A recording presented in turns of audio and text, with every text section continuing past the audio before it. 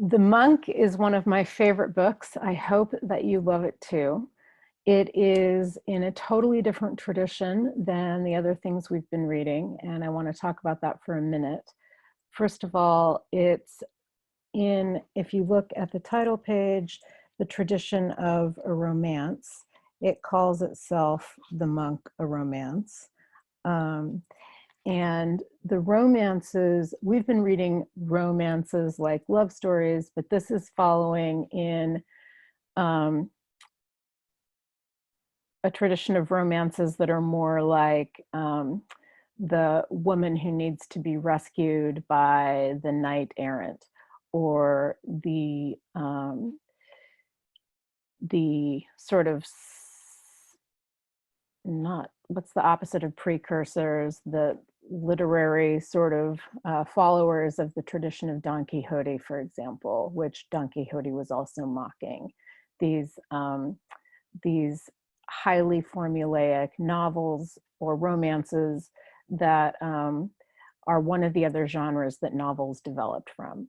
It's also clearly drawing on this brand new tradition of the Gothic, which starts in about in the 1770s and comes to fruition through these centuries up until what we all probably recognize as a Gothic novel, Frankenstein, which is first published in the Romantic period. So I think it's 1818 that it's first published in, and then revised in 1831.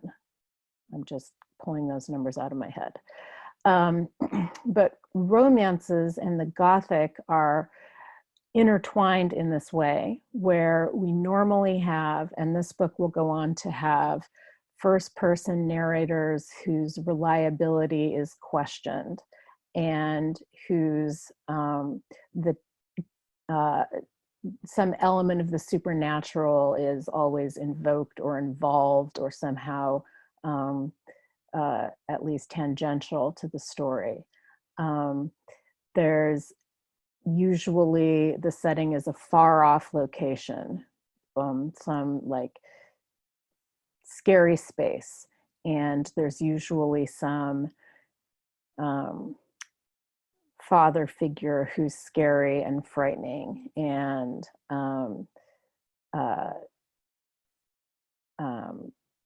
a woman who needs to be saved.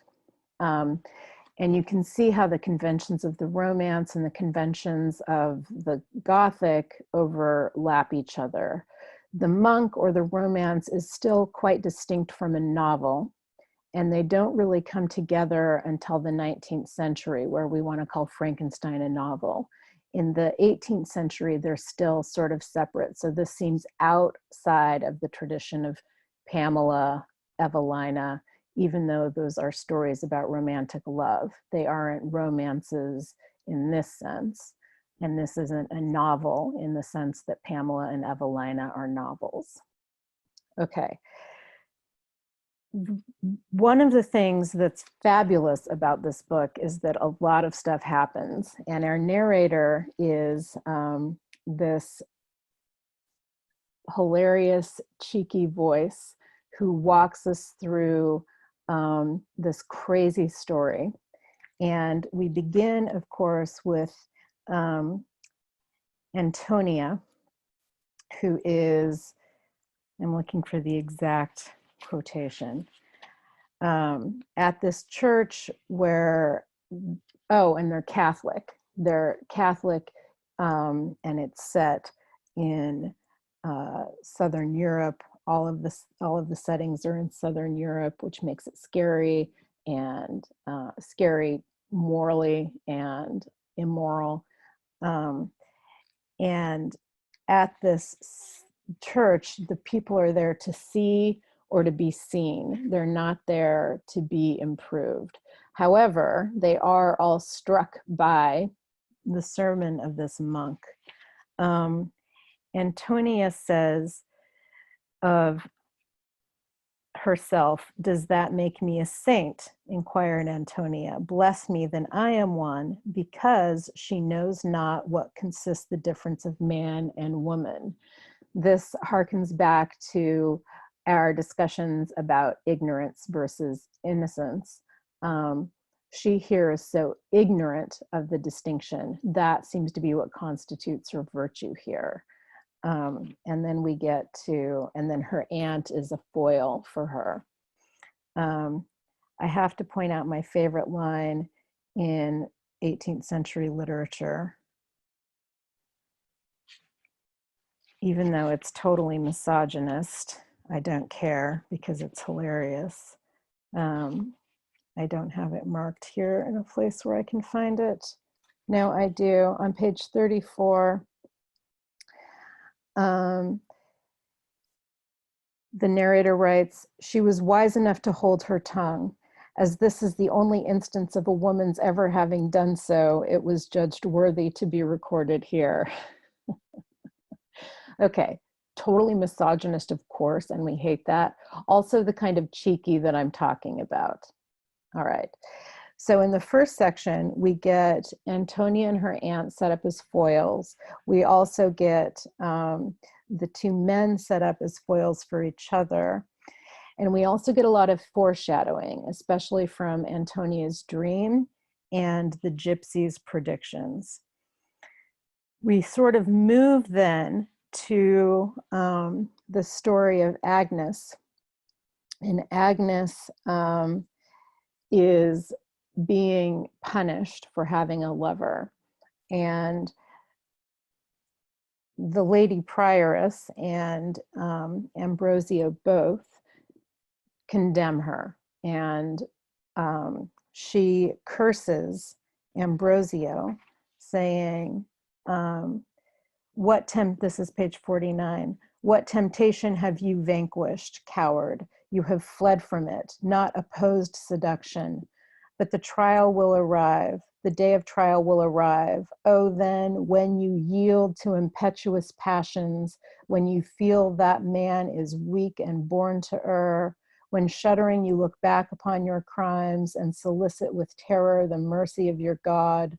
Oh, in that fearful moment, think upon me, think upon your cruelty, think upon Agnes and despair of pardon." And then right after that, he meets Rosario and tells Rosario, in this fake sister that Rosario gives him, that Rosario's parents were too cruel to the daughter. And then Rosario reveals himself to be a woman.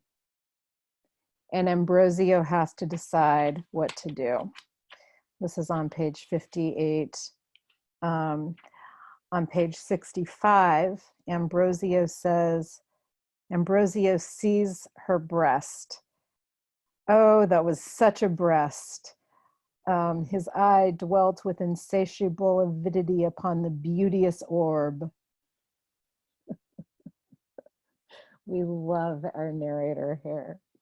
A sensation till then unknown filled his heart with a mixture of anxiety and delight. A raging fire shot through every limb. Okay. "Hold," he cried in a hurried, faltering voice. "I can resist no longer. Stay then, enchantress. Stay for my destruction." How long after he's condemned Agnes does he let a girl live in the monastery? Not long. Okay. And then he goes to his picture of the Madonna. And this is on page 67. He looks at the canvas. This is the bottom of 67. Such were the secrets on which his thoughts were employed while sleeping. This is in his dream. His unsatisfied desires placed before him the most lustful and provoking images, and he rioted in joys till then unknown to him. So he's having wet dreams. That's good. And then there's one more section I want to point out.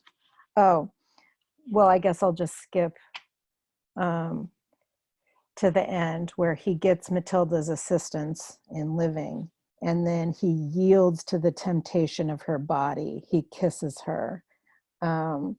He forgot his vows of sanctity and his fame. He remembered nothing but the pleasure and opportunity.